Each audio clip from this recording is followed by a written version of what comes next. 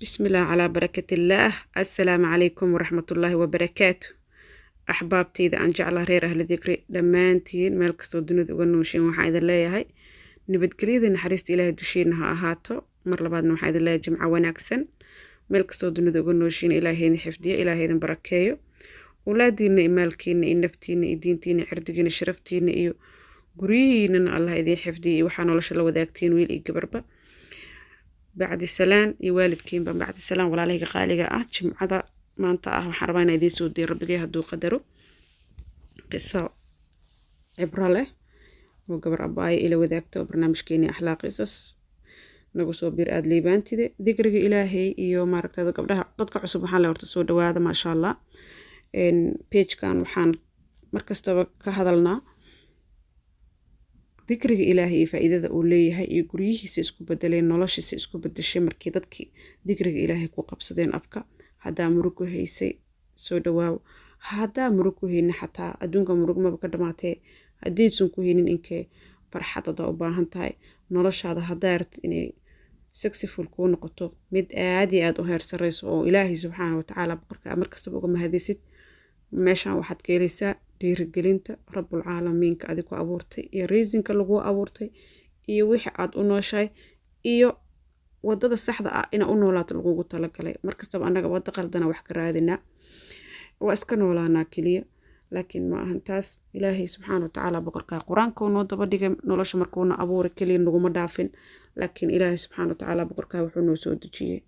quraankeena kariimka ah sidaan u dhaqmi lahayn iyo sidaan u noolaan lahayn meeshii ku jirtaa dad badanaa baraarugsaneen dad badanaa salaada kaliya iska dukado soonkan bisha ramadaan markay timaado iska soomo sadaqada sometimes iska bixiyo ayadoo maaragtay aan xataa qiimo ugu fadhinin laakiin faa'iidadeeda iyo nimcadeeda waxaa dareemi karo qofka dhadhamiyo iyo faa'iidadiyo la sii badsaday wardiga Ilaahay oo afkaada aadan ka qaadin faa'iido weyn leedahay bacdi salaan iyo ahbaabi iyo baxda dhiirigelin yar kadib waxaan bilaabay qisadeeni maanta barnaamijkeen wuxuu qisayaa gabar abaaya qisa ay ila wadaagtay aniga xaqiiqatan aad iyo aad ay cajab gelisay qisa kastana waxaa fiican inaan ka dhaxalno faa'iidada ku jirto iyo waxyaabaha looga gol leeyahay qofka walaalka markay wax ku dhacaan wax kastoo kugu dhaco waxa waay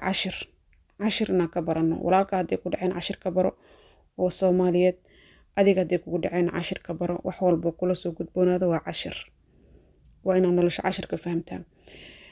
walaashay markan qisadeeda gudagal waxay tiri abaayo filsan waxaa la isii tiri abaayo wiil anigoo aad u yar da'diida aad u yar tahay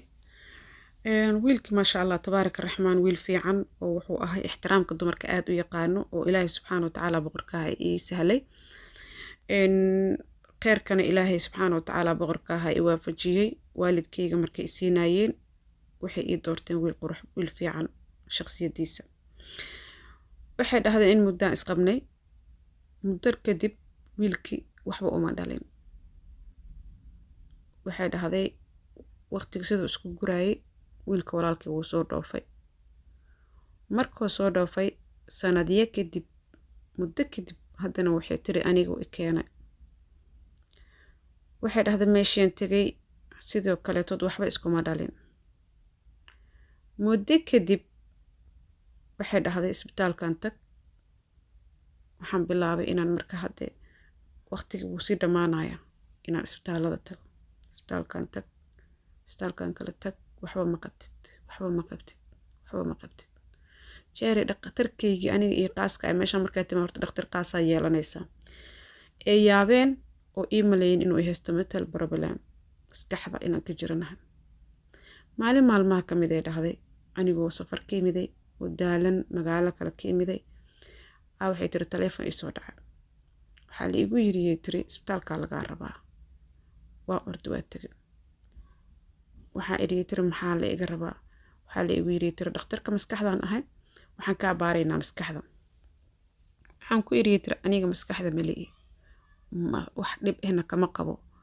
warbaleenka noocaasna ima haysto laakiin ilma raadisaan ahay macnaha dambigeyga ugu weyn waa inaan ilmahan raadinayay wax aniga aan qabo kaleetood lama arko waxay tiri anoo aad u murugaysan oo walwalsan oo lugaha jiiday la aan gurigay kusoo laabtay isla yaabay dadkii markay ila yaabeen kadib waa baxay dhahday waan soo weysaystay ilaahay subxaana watacaala boqorka ahaayaan u sujuuday waan dukaday tiri ilaahin wuxuu waafajiyey tiri inaan sadaqa intaan jidka kusoo jira soo baxsaday ilaahay i waafajiyey sadaqadii aan baxsaday ee maalintaas murugta tirada badneed ee i haysay ee aan dukaday wallaahi filsanay abaay waxay tiri si degdeg ah ayuu ilaahay subxaana watacaala boqorka faraj iigu furay waxay dhahda uuraan yeeshtay markiiba haddana beebi yaraan haystaa walaalihayga waxaan kala dardaarmayaa inay sadaqada iyo salaada ogaadaan because aniga meesha la iga rabo ma aadin micnaha halkan waxaan ka faa'iideynaa qofka waqti dheer wuxuu iskaga dhubinayaa inuu lacag maal wax taraayo inay hanti wax tarayso inuu maaragtaaye asiga wax oo samaysan karo oo macnaha oo asiga is caawin karo wuxuu ilaabayaa inuu bini'aadmi yahay marka rabtid inaad dhibaato ku haysato inaad dhibkaan xallisid waxa ugu horeeya ood raadsata ha noqoto rabbul caalamiinkaaga ku abuuray raadso salaatuleel u kac saqda dhexe kac salaatuleelkaaga duko qur'aankaaga aqriso ilaahay gacmaha u taago alla waxa walbo awoodo oo wax ku siin karo hadday ilmo tahay hadday maal tahay hadday caafimaad tahay hadday murug kale ku haysato dadku dhibaya xataa dhibaato ku haysatay everything la sheergaray rabbigaaga maalinta meesha ay kaa jirto nolosha saxda ah waa halkaas axbaabi aniga waxaan rabaa markastaba inaan isku guubaabino oo qisooyinkan barnaamijyada inaan usoo dayay ay tahay dad badan hooyooyin fara badan aa dhibaataysan hadda sabankan waxaaba soo badanayaba qofkii ka weyn tahay inuu dhibaatadii iyo wixii oo banaankaas inta keensado oo u maaragtay moodo inay ka bixinayo dad badana waxay ku leeyihiin haddaan markaan istaago halkaan tago oo hadlo waan fiicnaanaya nothing